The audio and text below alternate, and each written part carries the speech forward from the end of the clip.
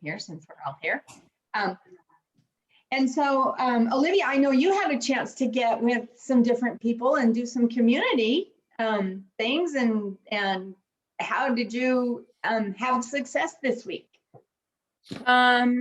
Just meeting with a lot of prospects and hopefully clients, like someone who was referred to me earlier this year, but they decided to hold off on buying because of job uncertainty. And so we just hadn't met in person yet. So we met yesterday for like 3 hours, which was great. They'll probably be ready to buy next spring. So, you know, a longer runway, but that's okay. And then met with like 3 other people, just like, and I have another meeting tomorrow with someone that a landlord I used to work with downtown. So just, yeah, going through the database and catching up with people in person who are local. Awesome. That's great. I knew you had met somebody that you connected with on your Facebook page like a week or so ago. And you were getting together to meet them in person. Is that one of these people? Yeah, we had dinner last Thursday, and yeah, it was a good it was good to get out and meet him. I mean, they bought a house in the Broadlands a few months ago. They moved or in December, they moved out here from New York in March. So but yeah, I mean, and he loved his agent, which he was very sure to tell me about. So great. Yeah, well, that's always good though. But that's okay. I mean, he it was a good conversation, and he knows I'm an agent, and all I can ask is throw my name out there if someone is looking. You bet. One of the things that's been effective for me is when somebody has an agent, I sometimes will ask them if their agent is specifically working in like the Westminster Broomfield area, and they might say, no, they're more in the Parker area. It's like, well, give me people that maybe your agent can't service up here. I'd love to be that person. That's something that I picked up in one of the training courses. When somebody says have an agent, maybe they don't have one right where you are. So it's one more question deep you can go. But you never know, you know, there's just like we give several referrals, there is so many things that different agents do differently.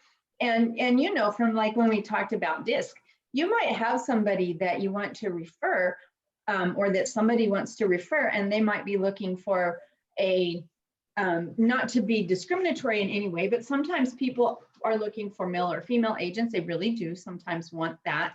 And sometimes they want somebody that's a little more hand-holding versus somebody that's a little more aggressive. And so having a style of your own and being able to have your clients recognize your style will help them refer you when they have more than one agent.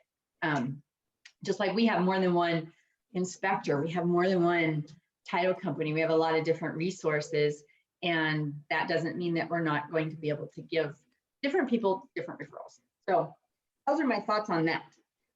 So we talked about being a goal getter and somebody that sets good goals. How do you all feel about your ability to set and really focus on your goals? I think this has really helped me. I've always liked having goals, but then like, where did I write those goals down, or where did I put them? I think they're in a file. This is, you know, oh yeah, or I forget. Oh yeah, what was my volume goal this year? You know, and I have to dig through files. So I'll write the goals down, but then I forget where I put them, and then I forget what they are. So this has been really good in helping me kind of just, I'd say if there's one really strong takeaway for me right now, it is that. It is just getting these goals set in stone and then putting a plan to go with it. You know, because there's all these ideas and there's all these goals, but then I always lose traction when I'm trying to formulate that plan to meet that goal. And I really like the way this is laid out. And the CRM has been really, really helpful in helping me stay on track too. That's awesome. And you know, when you look at what he started out this module talking a little bit about the power of goal setting and the Harvard study. I mean, we've heard this before, where the percentage of people that wrote their goals down and followed the structure were more successful. You know, then there's the 10% that they had them in mind, but they didn't write them down. and down to the 60% that barely got by. They didn't really have them in mind. And so I've really been a student of goal setting, and knowing that these statistics are pretty accurate, and writing them down is so important, but that still hasn't always been the inspiration for me to be able to write everything down. So I was thinking about this, and I was thinking about the fact that sometimes the reason that I'm not able to articulate and write down my goals is because I can't figure out exactly what they are. Does anybody else struggle with that? Just knowing exactly your goals. I'm much better now that I have a better focus, but I've gone through that in my life where I wasn't really sure. Anybody else have that problem? I think, Heidi, I'm a classic drifter, by the way. I see drift on my little notes here. I think I make goals, and he says write goals with juice. That's what he said. I think I need to be a little more juicy on my goals, as far as like it's not that the goals need to change. I think I just need to rewrite them in a way that it's gonna, if I put them in front of me, I'm like, yeah, totally, I want to do that today. Where I'm writing it because I was told to write them. I think I need to really just put it in my own words, and something that's going to appeal to me on a daily basis. Because just writing the goals, I know I in my head, I sort of know what I want to do. Yeah. I need to make it something that I look at every morning, like I totally can and want to achieve that goal, as opposed to my playing it safe writing of goals, if that makes sense. It totally makes sense. And it's the first thing is clarifies what we really want. And that's just it. Putting the juice in it, making it comes from the heart, not from the page and the pen, because writing down things is not in itself. They have to be goals you're committed to and all of these things. So I loved the focus. Did you catch that? Follow one course until successful. Mm-hmm. So I thought that was a really good way of breaking down the word focus. And I think that SMART goals, have you seen that before? Setting SMART goals? Oh, yeah. Did that resonate with you? Mm-hmm. See, I've been doing SMART goals, almost my entire career, especially in the restaurant business. Yeah. When I was getting coached, I had to write SMART goals, and I was like, I don't want to do this. I know my goal, and I felt like I was forced to do it. So I have like this aversion to writing SMART goals, although I do know how important they are. I just have to write it in a way. I see the benefit of it, and there's no doubt about it. But when I was younger, I did not. I sort of did, but I was like, why is my area director telling me to write SMART goals? I don't want to do this. I just want to make some money and support my family. And it was that simple, But I get it in this. It's everything's sort of coming together. And I did go back and re-watch the modules that I missed, because I told you there was like 3 modules last week and I only watched 1, and it all sort of comes together. And it's really inspiring. And I'm gonna have to go back and re-watch some of these, because it's so hitting. I'm at the point now where I feel like all of my issues, we're in like module 11. I'm like, oh, I'm done. He's hitting everything that I need to know about, and there's so many more modules left, Awesome. And this is also a key to my failure. I sometimes do this. I get to a point where like, well, that's all I needed to hear. So I don't even need to hear anymore, because that's exactly what I'm struggling with right now. So I can't wait to see what comes up in the future modules, but that's sort of where I'm at. Well, I love hearing that. Thank you for sharing that. And I think drift is something that we all kind of tend to do if we don't focus and get back and look at our goals and really stay on track. And sometimes our goals change. We might have had a goal and circumstances change, and that's another reason why we always have to revisit them. But I think that a couple things in SMART goals we really have to look at, specific, measurable, but an achievable outcome. I think that's really important, because if we set our goals too high or unrealistic, like the next one, realistic in time and skill, we can frustrate ourselves. So I've always been taught in goal setting that you don't want to set your goals too low, but a little higher than you really think you'll be able to achieve. So it's a stretch, but not so much of a stretch that it's frustrating and that it just makes it an impossible, accomplishment. And then the time-based achievement. And there's always been in coaching, there's the closed loop coaching, and we always look at these SMART goals. So you go back, the time-based achievement, you say, did I make it or didn't I make it? What did I do wrong? How can I adjust? How can I adjust going forward in the future, and at what point am I going to reevaluate? And so that constant loop of checking in and focusing on those goals has been super helpful for a lot of students and myself in classes that I've had. Okay, so let's talk about the goal of this class. I think that the 100-day business goal is pretty aggressive for our current market, a closed sale, but we can totally do this. And 2 pendings in the next, what do we have now? We've been doing this for on our 75 week days. 4. So we have, this goes for 14 weeks. So basically we have 10 weeks left to accomplish getting the closed sale and the 2 pending. And I know that many of you are working with people that are writing contracts and you're close to getting that under contract, or you were close to getting that person really committed to looking at properties. So these are totally doable goals. So they meet that SMART criteria as far as being realistic and achievable, measurable, and all of those things. Completing all the training action steps and all the real estate ready tests, I think is important. A lot of the real estate ready tests you guys have already done, because a lot of you have been doing this for a while. But going back and listening to the modules and things that resonate with you, you have the full 14 weeks to listen to all the modules. And then, but then when we're done, they won't be accessible anymore. Although you'll have resources and things. If you continue with the Buffini, there's a lot of things that you get to keep with you. And then having 100 sorted and qualified relationships in your database.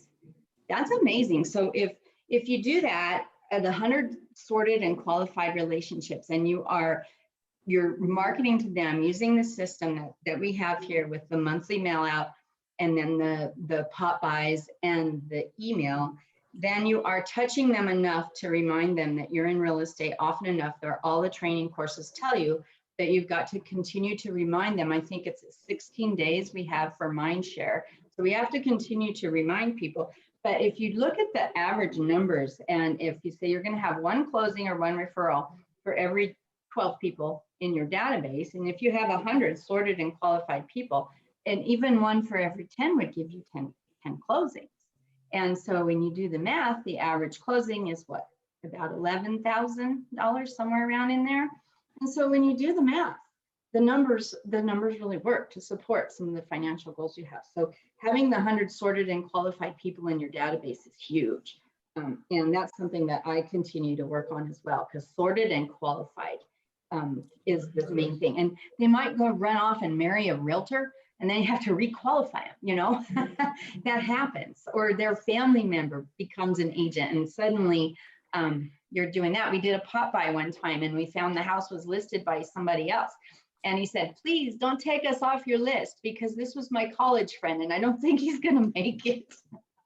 So we actually continued to talk with those people, and they still refer to us. But sometimes people get somebody that they want to try, and we can't take that personally. Or sometimes they have to go with the for sale by owner, because the for sale by owner just won't work with us. Although 90% of them will. So you just happen to hit that 10%, Joanne.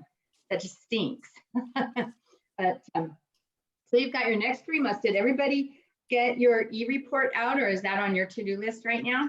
It's on my to-do I think it's list. for the first, really. So no, that the mail outs, the first. We were backwards for a while. You're a little bit off, but when you stay in the program, you can adjust so that your email's going out the 15th and your snail mail the 1st.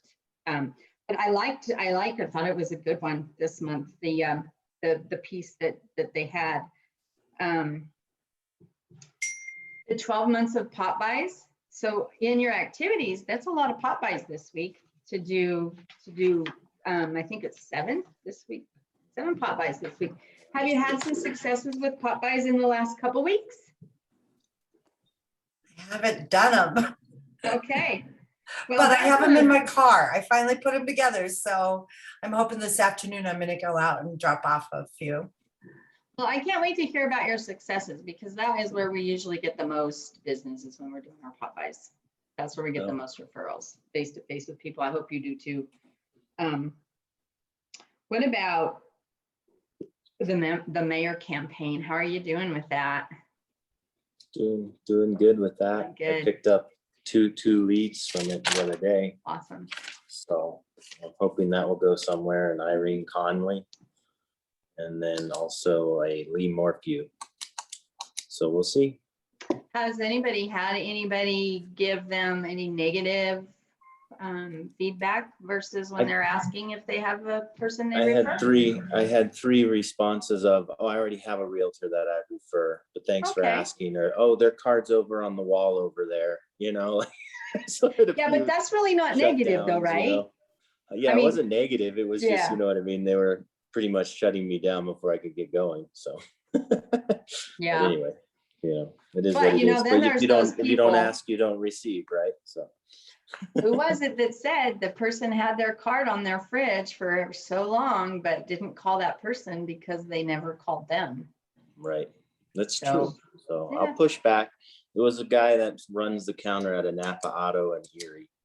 So we'll see. Hey, you know, what I've found, and I've been doing it too, so I took my mom to her hairdresser last week, and I was talking with him and just asking him, hey, do you have, you know, somebody you refer, you know, when you have a real estate need or somebody that you know has a real estate need? And he's like, no, not really. I said, well, I'd like to be that person. He said, well, I don't have too many opportunities. I said, it's okay, we only need one. So, but you know, and it was real comfortable. And so I have been doing this for 35 years about, and it never feels like it's a shoe-in just to do the conversation. I'm always a little bit nervous, but I can tell you that I always feel like $1,000,000 after I've done it. It's the double-edged sword. It's the hardest thing to do, and it's the most rewarding. And I like that it's comfortable and it's not threatening to people. People don't like to have pushy salesperson, you know, language. So sometimes you'll get that their cards over there just because they don't want to talk about it. And sometimes they really have a need and they'll talk to you about it. So with that, what about prioritizing each day and schedule each week for the next 10 weeks? I got That's a a big calendar. That one really stuck out to me. Like, well, I'm gonna have to work on that one. Each day and each week for 10 weeks. That's huge. Yeah, I think you and I have talked about this on our personal one-on-ones where I need to schedule it. I think that's going to help me succeed. If I don't, I'm kind of lost on my daily routine. I eventually it'll become, I'll just do it. But I think I have to. I definitely take the challenge of scheduling it for sure. Well, I think it helps because if it's not in your schedule, it doesn't exist. Jim Rohn said that. So the good old Jim Rohn, he was awesome, but he was a smart man. Win the day and win the week for the next 10 weeks. So this seems like doable. 2 hours a day, 4 days out of the week. It's doable, right? Very I think good. so. And so if we miss one, it's not the end of the world. We're just going to try to win the day and win the week for 10 weeks. And if we miss one or two and we make 7, 8, or 9, think of that. That's awesome. So we don't want to beat ourselves up if we happen to be away for the 4th of July or something like that and miss a day. Just do the best that you can and you're going to make a huge difference. 2 open houses and add 3 buyers to your database. It's hard to do open houses, but Olivia, you've had quite a few and you've had some good luck with open houses. Yeah, Oh, I like them a lot. Yeah, I genuinely enjoy open houses. It's not that easy to find buyers through open houses. I think the urgent buyers who are out looking, they tend to have agents, is what I'm finding. The more like curious, opportunistic buyers that I have developed good relationships with, and I feel good about when they're ready to buy. They're just not ready to buy right now. what about this? I've noticed lately, just with people I've talked to, I was talking with in fact, I mentioned to you, we were over at that Northside Tavern. You had been there a couple of times and it was really good. And I was talking to the waiter there and he's written several contracts, but they can't win. He's got an agent and I would never wear my Remax pin. I always talk real estate, always to the doctors, to everybody. But this guy, he apparently, he can't win. And so what I'm finding is that some of the buyers out there, and I've seen some of the reports coming through that buyers are getting the hint that it's really hard to be a buyer right now. And so our buyer activity is kind of coming down. Yep. That supply and demand is starting to be not as strong because of the demand, because buyers there's just a lot of them that don't have all that money and the stamina to compete, right? So Olivia, I did so I loved open houses. That was when I first got licensed. That was like my go-to lead gen. And because you get in front of people, you can talk to them. But I had like my first 2 years that I was licensed, most of my closings were from open houses. But like I had one in March and that was from a couple that I met 2 years ago. So that's the one thing, you're so right. The immediate buyers are probably already working with someone, but boy, it sure gives you a good foundation for down the road. I agree. I actually finally got a hold, excuse me, of this couple I met at the Countryside open house, Heidi, back in, was that March, I think? Yeah. I had reached out to this guy, Jeff, like 6 times. I sent him a video message. I sent him a text. I'd sent him listings. I called him. I left voicemails. And I was just like, okay, he's over it. And then last week I called him. He answered. And just right after I said, hey, Jeff, this is Olivia with Remax. We met in March. He hung up. And I was like, oh, man. Okay, well, at least I know.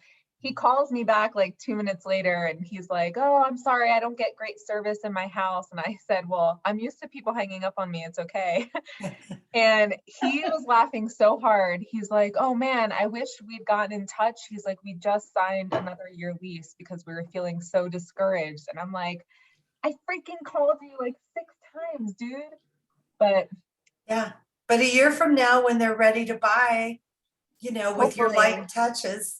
Hopefully, yeah, I mean, exactly. I'm gonna obviously stay in touch, but they signed another lease. It starts in June next month. So I tried to give him the spiel of I think it's loosening slightly. Like I think there are buyers leaving the market because they're fatigued, they don't have the money. Prices keep rising. And I said, this could be the next 30 to 60 days could be a really good opportunity to get in while rates are still low with less competition. And I said, and you actually only have to give 2 months notice under the law for your lease. Like you could break your lease. So if you can swing it financially, it might be worth considering. And he said, yeah, I appreciate that. We're ready to just enjoy the summer. And I said, okay, I get it. I'm hearing a lot of that. We're just going to enjoy the summer. So I think for buyers, it might slow down a little bit this summer, but I would say my average close time from the time I meet someone at open house has been like a year. So I meet them and then a year later I close. So, and I had some clients that were referred to me from another agent in California. When they first moved here, this is a good story because they were working with an agent from a different brokerage and they weren't having any luck securing what they wanted. So they decided to lease another year. And when they told that agent that they were going to lease another year, they said she just dropped them, didn't communicate to them, so she lost that transaction because she was like, oh, you're not going to buy right now, I'm going to move on to the next, and never stayed in touch with them. So yeah, it's worth it. Yeah, I have a few that most of my buyers right now are people I've met at open houses who are just not quite ready. And those are the people I'm spending my time on because I don't have more urgent buyers right now. So they kind of just drop in out of the blue too. Yeah. You're like, oh, all of a sudden one day you'll get a call. And you're like, yeah. Oh, okay. But it's great that you're really great at staying in touch with them. And I had one it's an open house story that I'll never forget. And it was back in the late 90s, and I met this couple at an open house, and I stayed in touch with them, and it was 2 years. And they bought, and they said to me when they bought, they said, I bet we're the customer you've had for the longest amount of time. And I thought that was amazing, because that whole 2 years, they thought of me as their realtor, and they were my customer. Or, you know, they didn't know the client customer whole thing. But I was like, wow, that was eye-opening for me, that they actually felt that way. And I'm in touch with them today. You know, they're in my database, and they've moved several times. That's kind of cool when you have somebody like that. And open houses, I would agree. It's rare that you find somebody, but every now and then you've got somebody that really is looking for the right agent. And that's why they're looking at open houses. So they're really looking for an agent, and that's an NAR statistic. There's a good percentage of people that are looking for the right agent. And so that's why you want to make sure and build that rapport. And everybody, I think, that we're talking with here is really good at that. But if you've been to open houses before, where you go in and the agent is just, you know, really doesn't engage, and just says, you know, let me know if you need anything. And, you know, that person's not going to convert anybody, right? Because they're not building any rapport. So open houses. And our biggest challenge is still having open houses to hold open. So we'll continue to look for those. And hopefully having a little bit less buyer activity, a little less competition out there will inspire people to feel like they can be a buyer in this market and put their home up for sale. Fingers crossed. And how are you guys at tracking your activity in the referral maker? Do you find it to be something that you can do easily, or? Yeah, I've started doing some of it, and it's been pretty helpful. So I'm definitely leaning towards signing up with them for that in the future. I'll just share with you, you have the pop buys this week. One of the things that we do to really help with tracking those is I'll go through the referral maker and ask for directions. And then it always asks me when I leave their house if I just completed a pop buy. Yeah.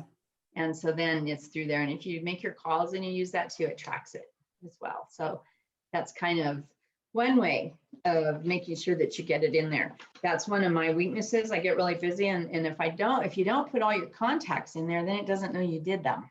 So you can't win the day if you don't record. What about the Just Imagine exercise? Anybody get their letter to themselves written? Yeah. Yes. Well, I would highly encourage you to do this. It was before COVID, I had a coach, and we did this where we would like to be in a year from now. Nice job, David. And I got a letter in the mail from myself during COVID, but it was very inspiring because a lot of the things that I put in that letter had happened. And so it's kind of neat to get that letter from yourself. So I would say that, you know, just imagine exercise. And if anybody wants to write that out and put it in an envelope and give it to me, I'll make sure that you receive it a year from now and see what you have. Give me a copy. I'll make sure you get it. It's fun to imagine, but it's even more fun to see when you really put your goals down on paper and you put your focus out there, what you really want to do. You totally do accomplish your goals, which is so rewarding. It is. Does anybody else like to check stuff off the list? Yeah. Yes. So Yes. I have like my to-do lists, and I have my leads lists, and then I have my little stay on it focus lists. So You're a list Yeah. guy. but that's my juice, as you were talking about earlier, Ray, is the satisfaction of literally lining the thing off of the thing and throwing the paper away like it's done. Well, and as a list maker, if you don't write it down, you can't check it off. Right. Sometimes I'll just write stuff down I got done just so I can check it off and make sure that Wake up. Small victories if shower. it motivates the rest of the check marks, you know. Yeah. What was that, Olivia? I said, yeah, when I need a kick start, it's like wake up, check, shower, check, Yeah. Well, eat breakfast, it's check. like, you know, you get really busy and you feel like you didn't accomplish anything, but then when you really do look back and you think what you've been doing, maybe it wasn't what was on your list, but it's still stuff that you've accomplished. And so we have a lot of of things to do this week. So emailing the first e-report, and then the 3 personal notes. I think that, you know, if you do 7 pop buys this week and add 5 people to your database, that to me seems like an opportunity for 12 personal notes. So just saying, when I do pop buys, I always look for something like your front door looks really beautiful. You painted your house, or, you know, and mention something to them. It was great to see you. So I always do a follow-up note after a pop by. And if I add somebody to my database, there is usually a personal note that goes along with that because I've had a conversation with them. So that one is kind of the easier one, I think.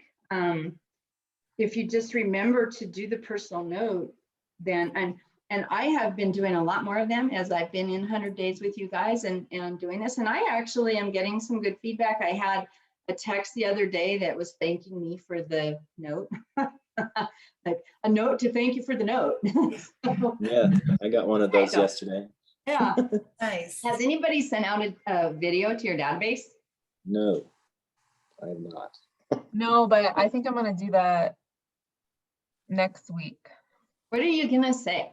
I don't know, I but don't know what I'm gonna I say have either. some ideas, but I'm taking Ray's feedback that I'm good on camera. You are. So I'm gonna do that. I don't know. It has to be short, it has to be attention grabbing. It's probably gonna be somewhere around like, now is the time, take advantage. There's a window right now to buy and throw some stats out or something. Well, I was thinking I might do a, you know, a happy Memorial Day, sort of like the bookend of our summer. It's gonna be a busy market and we're here for the season. We're never too far away. If you needed something like that, I'm looking for ideas too, because that I think is one of the hardest things is what to say. What's the script? Anybody else? Any ideas on what you might do? You're No, gonna do one? I like the idea though. I'll think of something. I Cool. think the videos, I think it works for sure. I do too. I just, you know, it's a matter of just figuring out what you want to say, how it's going to be catchy. And for people that are really good on camera, like Ray, you've been in the videography business, and Olivia, that's, you know, something that you're just really talented at. But if you're not, then it's a little bit more intimidating. And Yeah. so, Just pretend you're doing a Zoom meeting. You're on camera right now and you seem totally comfortable. well, that's because I know what I'm talking about. I did my homework. But no, that's the thing. But the reason I say that is because it's the same thing with scripts. When you are comfortable with what you're going to say, it gives you confidence. And so there's only so many objections and so many things that a seller or buyer is going to bring up. And if you're comfortable with your scripts and how you're going to respond, it just makes you more comfortable in your shoes. So that's the same thing with the video, knowing what we're going to talk about and being comfortable with the script. So Heidi, do we just record a video and then insert it in the email and send it out to all of our, do you put anything with it like a, hey, watch, you know, what does it look like? Oh, and so if you have BombBomb, like Buffini talks about, you can do a blast video to all of your people. You can send a video to everybody, record and send. I don't have BombBomb currently, and so what my videos have been individual to the people that I have just done on my phone and texted them to them. The other thing you can do, you can record a video, upload it to YouTube and put a link in your email. That's another thing, but will people actually click on a link to watch your video? I'm gonna try the BombBomb for the first time. Are ya? I do get like my email I sent 2 weeks ago, I linked to a video that I did, and I got a fair number of clicks, but I think if there's a video right there in your face, you're gonna watch it more. Right. Yeah, I think so too. And you can also post those BombBomb videos on your social media pages and stuff, and they're in that you see the video versus having to click through, which is nice. So I'll probably get it too. I think it's $30 a month to have BombBomb with Buffini, and it used to be a lot more expensive, that you paid like $300 to $500 a year to have it last time I had it. So this is the first class Buffini's had where BombBomb is part of the program. So looking forward to using that, because I think it could be a really great tool, especially when you can blast it out and touch so many people at once, because people do business with who they know, like, and trust. And we know statistically that sending videos helps people feel like they know you, and then they get to like you and trust you through video. So whether we like it or not, we're going to have to do it. So we have, that is on our to-do list for last week, but this week we have a lot to do and catch up to. So it's never too late to get caught up. Our pop buys, 7 pop buys. It is Memorial Day week. You might have to stretch that into the next week. People might not be home. So you'll see what works. But that's the thing. If you have to erase, replace the next week, it just happens to be our timing. And hopefully you'll get out and be able to meet some people. Even if you're out and about and you have the opportunity to get face-to-face with people, that's a much, there's more opportunity for that every day. And I mean, just like I never would have had a conversation with a waiter until I went to a restaurant, and it had been almost a year. So now things are opening up a little more and we can have some conversations, which really helps with our business. It really does. And then accompany an experienced agent on an appointment. And so I would say, you know, if that is something that you really want to try to do, I know all of you have been on appointments. I would identify the kind of appointment that you really would like to shadow, and then let me see if I can help you line those up with people that do that activity at a really high level. Because it won't help you to go follow somebody on an appointment if they are just doing, you know, something that maybe not at the level that we're trying to learn. So let me know. Listing appointment, buyer appointment, inspection conversation, you know, those types of things. Sometimes even you may not accompany, because sometimes people aren't necessarily meeting face to face, but it really does help just to sit and listen. So if you're talking with an experienced agent and they are like going to negotiate through an inspection or something like that, you might make arrangements to sit and just listen to how they negotiate through that. I love when I get to sit in my office and listen to the other agents that you know, everybody does things a little differently, and you always pick up a few little nuggets. And one thing I always pick up when I listen to other people is that they're just people too. And the most successful people are you know, just dealing with the same scripts and the same types of thing that we are. So just learning how to do that with finesse is really helpful. So any other comments, anything that stood out to you today, any action items going forward for goal setting? Just really getting the schedule dialed in. In your letter. Mm-hmm. Where Oh, in the letter. you got your letter. Yeah. Just imagine exercise. It really is fun. It's and you put this in the goal setting because it helps you really imagine where you want to be. Sometimes it's hard. It's like, where do you really want to be? Right? So awesome. Well, I hope everybody has a very, very safe Memorial Day weekend and that you enjoy some time. It's interesting going forward to our online and offline strategy. And what I really noticed a lot about our next module is it has a lot to do with open houses. And so hopefully we're going to be able to be able to do some open houses. I know. But there's some scripts and some things in here that are really helpful. And I look forward to all of your input. There's a lot of people that don't have an online strategy.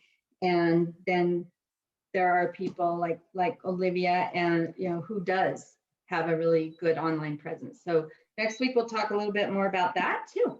And have a great, fantastic week. I hope you enjoy the holiday and have massive success with everything that you're doing. Awesome. Thanks, Thank Heidi. you. Bye, Appreciate it. guys. See you later. Bye. Bye. Take care. Enjoy your weekend. You too.